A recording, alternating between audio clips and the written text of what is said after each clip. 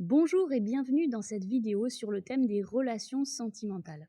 On peut quelquefois avoir cette impression d'être en échec, tout simplement parce qu'on n'obtient pas ce que l'on veut dans ses relations amoureuses. Je vous propose donc tout de suite quelques explications possibles des impasses sentimentales. Première raison, je n'ose pas aller vers les autres car j'ai peur d'être rejetée. Donc ça, c'est le cas de la personne qui ne rencontre pas de partenaire amoureux tout simplement parce qu'elle est trop timide, elle vit dans sa bulle. Heureusement, ce genre de choses se travaille et peut évoluer avec l'aide d'un love coach par exemple. Deuxième raison, je choisis quelqu'un qui ne me correspond pas car je suis trop pressée. Alors ça, c'est une situation assez répandue. C'est la situation des personnes qui sont dans la dépendance affective, donc qui cherchent à remplir leur vide existentiel par la relation amoureuse. Ce sont des personnes qui supportent très mal d'être seules, et malheureusement, ce type de relation peut nous faire basculer dans le piège de vouloir changer la personne, de faire pression sur elle pour qu'elle soit autre chose que ce qu'elle est, ou alors d'espérer inconsciemment que d'elle-même elle change. Ça peut donner lieu à des relations durables, mais qui vont être des relations bancales, des relations où il y aura toujours une espèce d'insatisfaction ou de malaise. Troisième raison, je n'ai pas bien défini ce que je veux car je ne me connais pas assez bien moi-même. Dans la recherche d'un partenaire amoureux, il va être important d'avoir une certaine idée de ce que l'on désire. Et il va falloir formuler tout cela en termes concrets. On ne cherche pas simplement quelqu'un qu'on aime et qui nous aime, c'est trop vague.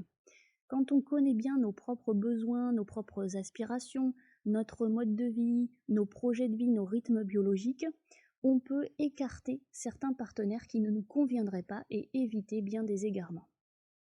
Quatrième raison, je ne trouve pas de personne assez bien car j'ai des attentes irréalistes.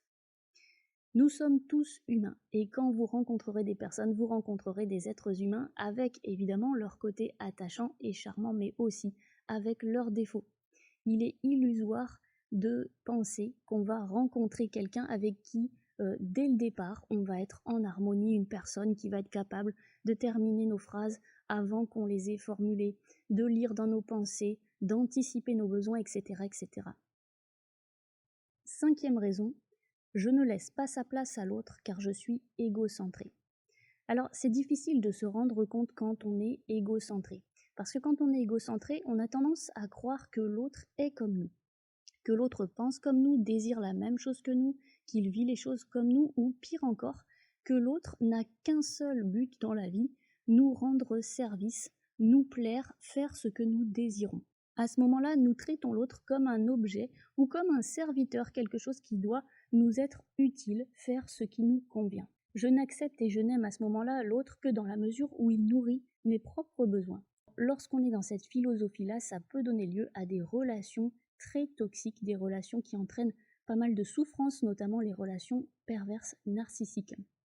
Enfin, sixième raison, la plus subtile, qui nécessiterait, je pense, un approfondissement, inconsciemment, je me refuse le bonheur. Ça, c'est le cas des personnes qui vont rencontrer des personnes avec qui elles se sentent bien, qui pourraient faire de très bons partenaires sur la durée, mais qui vont trouver des soucis, des maladies, des problèmes, des choses qui vont les écarter de cette relation, avec une certaine forme apparente de fatalité. En réalité, ces personnes sont victimes d'un mécanisme psychologique qui s'appelle l'autoprivation ou l'autosabotage. C'est un peu comme si elles avaient implanté en elles, dans leur subconscient, un programme qui leur interdit d'être heureuses en couple. Et quand la possibilité d'une rencontre heureuse se présente, eh bien, ces personnes s'arrangent inconsciemment pour l'éviter.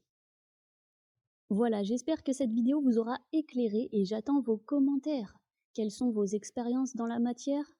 Est-ce que vous trouvez d'autres raisons ou d'autres explications pour expliquer les impasses sentimentales ? Vous pouvez également, si vous le désirez, m'écrire sur coreliaformation@gmail.com. N'hésitez pas également à cliquer sur le pouce levé ou à vous abonner pour soutenir ma chaîne. À bientôt!